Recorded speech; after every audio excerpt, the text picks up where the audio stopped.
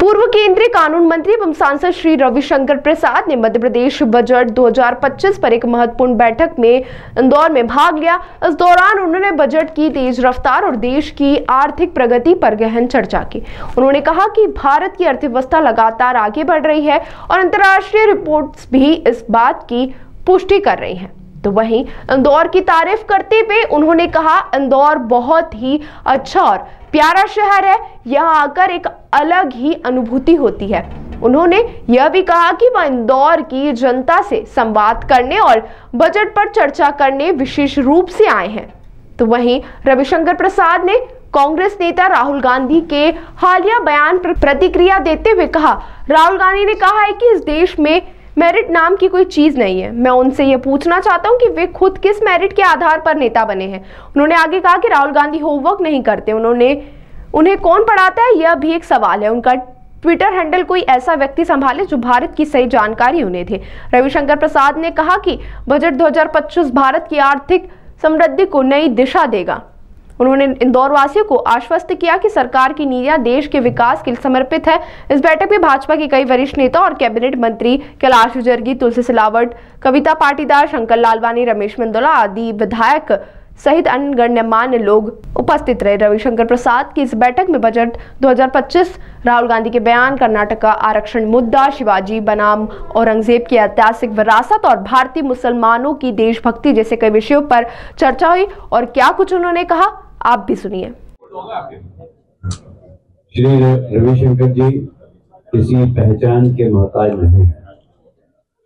आप सभी जानते हैं कि लंबे समय से भारतीय जनता पार्टी के प्रवक्ता रहे, महामंत्री रहे, युवा मोर्चे के उपाध्यक्ष रहे, अटल जी की सरकार में मंत्री रहे, मोदी जी की सरकार में मंत्री रहे और राम जन्मभूमि आंदोलन से जुड़े हुए सारे केसों को आपने हाईकोर्ट में लड़ा है। ऐसे दीर्घ अनुभवी नेता हमारे बीच में उपस्थित हैं। मैं सीधे ही उनसे निवेदन करता हूं, मुझे क्या बोलना है, मध्य प्रदेश के बारे में तो मैं हमेशा चर्चा करता रहता हूँ। बस इतना ही कह रहा हूँ कि मध्य प्रदेश का बजट अभी सर्वांगीण विकास का बजट है। गत वर्ष की तुलना में 15% बजट बढ़ाया गया है और हर क्षेत्र में, चाहे वो शिक्षा का क्षेत्र हो, चाहे इंफ्रास्ट्रक्चर हो, हर क्षेत्र में, और विशेषकर यह वर्ष रोजगार एवं इंडस्ट्री वर्ष मनाया था। मुझे गर्व है कहते हुए कि पिछले दिनों हमारे यशस्वी मुख्यमंत्री जी ने जोनल एनक्लेव किए इंडस्ट्रीज के और साथ में GIS भी हुए। उसमें लगभग 30 लाख करोड़ के MOU हुए, सब आपको सभी देती है। हम उसके क्रियान्वयन के लिए बिल्कुल संकल्पबद्ध हैं। उसमें लगभग 20 लाख से ज्यादा नौजवानों को रोजगार की संभावना है और इन सारी संभावनाओं को हम जमीन पे उतार कर मध्य प्रदेश के विकास में, मध्य प्रदेश की GDP में वृद्धि करेंगे। किसान का क्षेत्र हो, खेत का क्षेत्र हो, MSP, आपने देखा होगा गेहूं की अभी MSP हमने बढ़ा दी है। तो किसान, जवान, महिला, सब क्षेत्र में इस बजट में प्रावधान किया गया है। मुझे उम्मीद है कि मध्य प्रदेश के विकास में बजट बहुत ही कारगर सिद्ध होगा। मैं इसके बारे में विस्तार से चर्चा करूंगा। तो सीधे हमारे नेता रविशंकर जी को आमंत्रित करता हूं, आप उनसे चर्चा करेंगे तो ज्यादा अच्छा होगा। मैं तो आपको मिलता रहता हूँ। आदरणीय रविशंकर प्रसाद जी। मित्र प्रदेश के वरिष्ठ नेता मंत्री कैलाश विजयवर्गीय जी, जिला अध्यक्ष जी, कविता जी, अन्य सभी मित्रों, बजट में इंदौर की जनता से बात करने के लिए मैं आया था। इंदौर आकर बहुत ही अच्छा लगता है। ये युवा मोर्चा के दिनों से मैं इंदौर आता हूँ, बहुत ही प्यारा शहर है, तो बहुत सुखद अनुभूति होती है। आज लगभग 1.25 घंटा हम दोनों बजट पर चर्चा कर रहे थे। आप लोग भी वहां थे तो मालूम हुआ ही होगा। दुनिया में जो इकोनॉमिक टर्बुलेंस है, उन सबों के बीच भारत एक स्थायित्व का केंद्र है। और क्या IMF, क्या वर्ल्ड बैंक, क्या डेलॉयट, ये सभी कह रहे हैं कि भारत की अर्थव्यवस्था 6.5 to 7% बढ़ेगी 24-25 में आगे में। और भारत इस पूरे दुनिया में इकोनॉमिक स्टेबिलिटी का एक बहुत बड़ा प्रखर देश बन रहा है। तो ये मैं इंटरनेशनल रिपोर्ट की बात कर रहा था।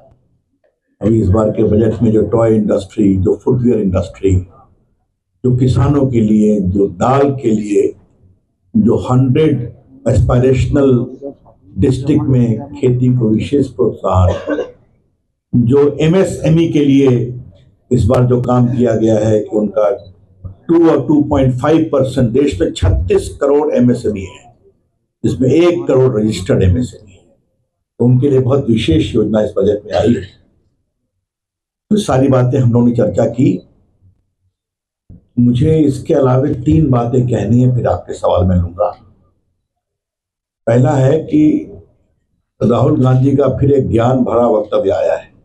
उन्होंने कहा है कि इस देश में मेरिट नाम की कोई चीज सही नहीं काम करती, दलितों के लिए और हमारे वंचितों के लिए ये गड़बड़ है। तो राहुल गांधी से पहला मुझे सवाल ये करना है, भाई राहुल गांधी जी, आप किस मेरिट से विपक्ष के नेता बने हैं? पहले अपना मेरिट तो बता दीजिए। अगर आप किसी मेरिट से बने होते तो मेरिट के बारे में सवाल करते। तो अगर मेरिट के नियमों का सरासर अवहेलना की गई है तो उनकी खुद की नियुक्ति में की गई। पिछले सत्र में भाषण चल रहा था संविधान पर, उनकी एक रोचक टिप्पणी आई थी, मेरी काफी उस पर बहस हुई थी। 6-7 साल में व्यक्ति युवा हो जाता है। मेरा युवा की नई परिभाषा दी हो, तपस्या करने से शरीर में गर्मी आती है। मेरा भाषण उसके बाद था कि आज जो हजारों संत सन्यासी हिमालय और तंद्राओं में तपस्या कर रहे हैं, वो क्या होगा। मित्र कैलाश भाई भी काफी भक्ति और आध्यात्म में जुड़े रहते हैं। तो ये इस तरह की बातें कहना तो कोई मतलब नहीं है। मैं हमेशा कहता हूं, आज इंदौर की प्रेस के सामने भी कह रहा हूं, मैंने संसद में कहा राहुल गांधी होमवर्क नहीं करते। उनको कौन पढ़ाता है? उनका ट्यूटर बदलना चाहिए जो भारत की सही जानकारी उनको दे, या फिर वो घोर माओवादियों के प्रभाव में है।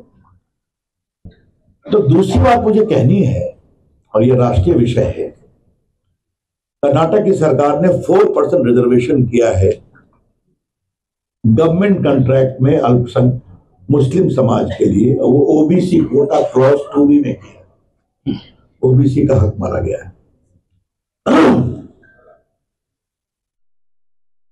आप उपासना पद्धति के आधार पर रिजर्वेशन नहीं कर सकते, आप रिलीजन के आधार पर रिजर्वेशन नहीं कर सकते। ये सुप्रीम कोर्ट ने बार बार कहा है, कि भारत के संविधान में भी निषेध है। फिर भी वोट बैंक के लिए कहां तक जाएंगे आप? ओबीसी मिलता है तो ओबीसी कैटेगरी में कोई मुस्लिम ओबीसी के लोग हैं तो चले आ सकते हैं, वो बैकवर्ड के रूप में आते हैं, मुस्लिम के रूप में नहीं आते। तो इस प्रकार से ये वोट बैंक की लालसा कहां तक चलेगी? कांग्रेस पार्टी कहां सिमट गई, हम लोग कहां से कहां पहुंच गए। फिर भी क्या शाहबानो, क्या 3 तलाक, कांग्रेस वहीं खड़ी है। तो लगता है कांग्रेस पार्टी अपना वजूद कंप्लीटली खत्म करेगी क्या? वोट के लिए अब कहां तक जाएंगे? ये मुझे दूसरा सवाल करना है। और अंतिम सवाल ये करना है, एक बहुत ही अच्छा निर्णय हुआ है योगी जी के द्वारा कि आगरा में औरंगजेब के किले पर जहां शिवाजी को कैद कर रखा गया था, उसके सामने उनके सम्मान में एक बहुत बड़ा स्मारक बनाने की अनुमति दी गई है और महाराष्ट्र सरकार उसको बनाएगी।